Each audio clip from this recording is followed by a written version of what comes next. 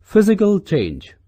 A substance is usually identified by its physical properties, by its shape, size, color, state, etc. We know that water is wet and gold is shiny. That is how we identify them. When there is a change in any of the physical properties of a substance, its shape, size, color, or state changes. This type of change is called a physical change. No new substance is formed in this type of change. It is usually reversible. Take a piece of paper and crumple it. What happens to the paper? The original shape of the paper changes because you have changed the body of the substance without changing its composition. You have only changed the appearance but not the composition of the paper.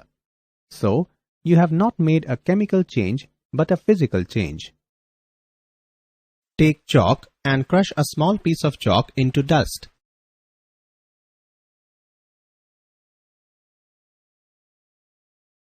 Add a little water to the dust to make a paste. Roll it into the shape of a piece of chalk. Let it dry. Did you recover chalk from the dust? Yes, you will obtain the chalk. This kind of change is a physical change. Take some ice in a glass or plastic tumbler. Melt a small portion of ice by placing the tumbler in the sun. You have now a mixture of ice and water. Now, place the tumbler in a freezing mixture, ice plus common salt.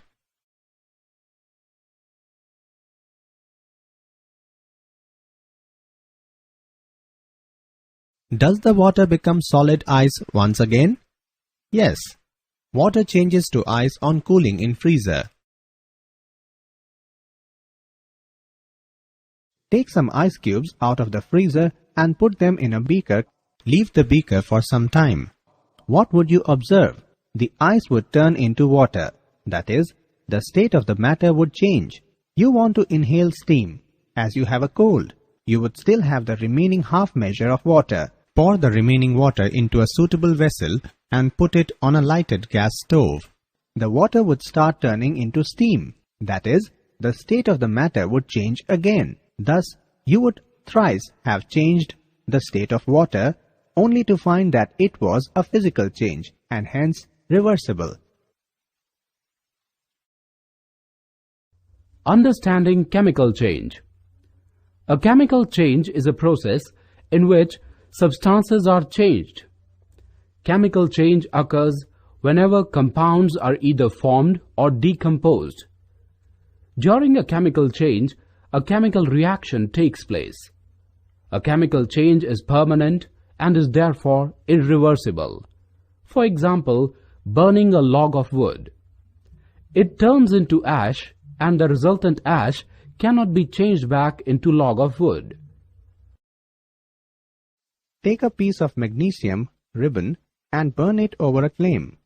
The magnesium ribbon burns with a brilliant white light. You will notice a white powdery ash left behind when the magnesium ribbon is completely burnt. Collect the white ash and drop it into a beaker containing 30 ml of water. Stir the water thoroughly and test it with litmus paper. It turns red litmus into blue, while blue litmus does not change the color. You can conclude that magnesium on burning in air forms a new product, that is, magnesium oxide. The change proceeds with the evolution of heat and light. The change is permanent and irreversible. The magnesium oxide is added to another chemical reaction, forming magnesium hydroxide, which is basic in character. A beaker is half filled with water. A teaspoon full of copper sulfate is added to it. A few drops of sulfuric acid are now added to the solution. Do you notice that a blue-colored solution is formed?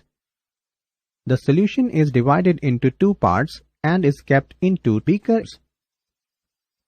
Iron nail is dropped into one of the beakers. Wait for half an hour or so. What do you observe? Now compare the color of the solution kept aside in the other beaker with the color now formed in the solution. Do you notice any change in the nail after it is taken out of the beaker? A brown color of copper deposit on the nail while the color of the solution is changed into green. This is an example of chemical change. Let us observe another reaction to see a chemical change taking place. 1 tablespoon of baking soda is added into 100 milliliter of water into a beaker. It is stirred well till all the baking soda is dissolved. 5 milliliter vinegar is then taken in a test tube. With the help of a dropper, a drop of vinegar is put on a strip of red and blue litmus paper. Now, add at least 5 drops of baking soda solution to the test tube containing vinegar. Bubbles are seen to have formed due to evolution of carbon dioxide. The mixture is stirred till the bubbles stop. Again, test the solution with red and blue litmus paper strips. Since vinegar is acidic, it turns blue litmus red. When baking soda is added to it, the new solution does not affect any change of color in any litmus paper because it has become neutral in nature. The vinegar, acid, neutralizes the baking soda, base. Hence, this type of reaction is known as a neutralization reaction. Let us study the difference between physical and chemical changes. Rusting. Rusting is actually corrosion. Corrosion is the reaction between a material and its environment which causes the material to deteriorate and alters its physical properties.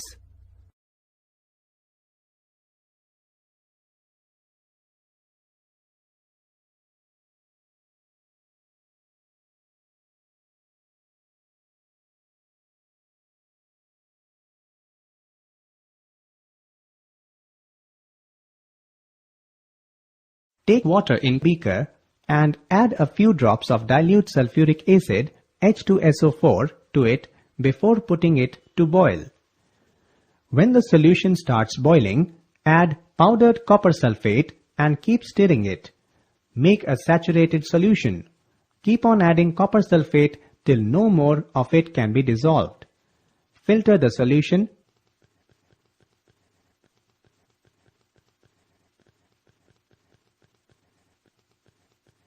and let it cool. Leave it undisturbed while it cools. What do you observe now? Crystals of copper sulfate are clearly visible.